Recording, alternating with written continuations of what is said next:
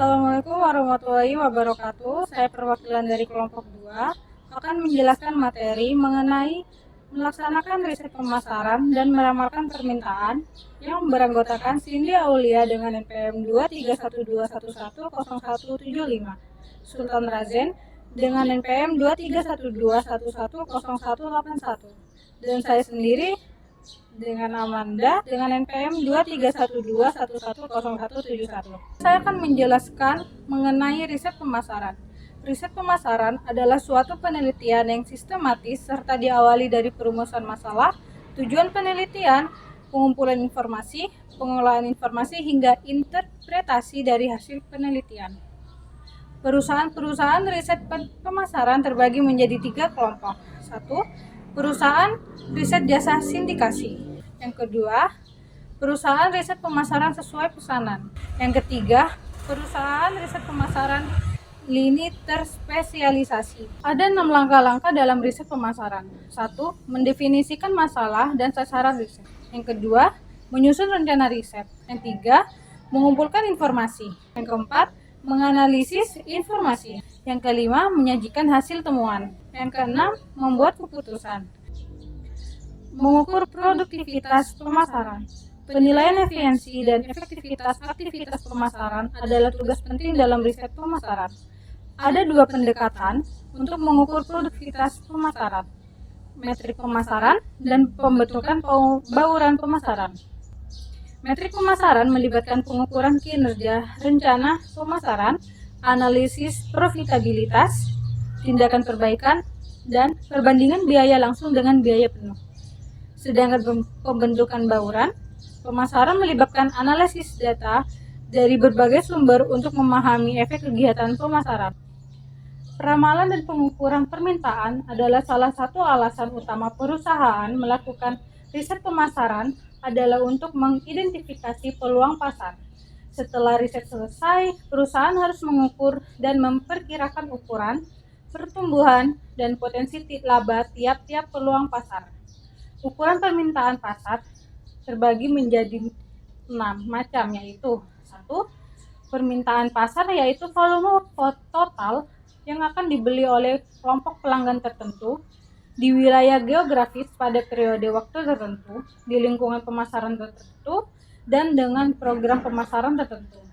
Yang kedua, ramalan pasar permintaan pasar yang diharapkan. Yang ketiga, potensi pasar batas yang didekati oleh permintaan pasar ketika pengeluaran pemasaran industri mendekati tak terhingga untuk lingkungan pemasaran yang sudah tertentu. Yang keempat, permintaan perusahaan estimasi pangsa permintaan pasar perusahaan pada sejumlah level alternatif usaha pemasaran perusahaan pada periode waktu yang sudah tertentu.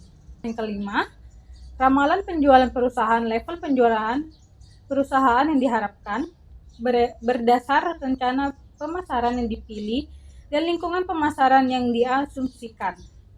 Yang keenam, potensi penjualan perusahaan lain, yaitu batas penjualan yang didekati oleh permintaan perusahaan ketika usaha pemasaran perusahaan itu meningkat dibandingkan dengan para pesaingnya. Mengestimasi permintaan terkini. Potensi pasar total yaitu jumlah penjualan maksimum yang mungkin tersedia bagi seluruh perusahaan pada industri dan periode yang tertentu. Potensi pasar wilayah yaitu perusahaan menghadapi masalah dalam memilih wilayah terbaik dan mengalokasikan anggaran pemasaran mereka secara optimal ke berbagai wilayah tersebut. Penjualan industri dan pangsa pasar yaitu mengidentifikasi para pesaingnya dan mengestimasi penjualan mereka. Mengestimasi permintaan yang akan datang. Survei masuk pembeli adalah penelitian untuk mengumpulkan informasi tentang niat dan rencana calon pembeli dalam membeli produk atau layanan, guna memahami preferensi dan faktor yang mempengaruhi keputusan mereka. Gabungan pendapat tenaga penjual adalah pengumpulan dan analisis masukan dari tim penjualan mengenai produk dan strategi penjualan untuk memahami kondisi pasar dan meningkatkan efektivitas penjualan. Pendapat pakar adalah pandangan atau rekomendasi dari seseorang yang memiliki keahlian atau pengalaman mendalam di bidang tertentu. yang digunakan untuk mendukung keputusan atau strategi. Analisis penjualan masa lalu adalah evaluasi data penjualan sebelumnya untuk mengidentifikasi tren dan pola, membantu perencanaan strategi penjualan ke depan.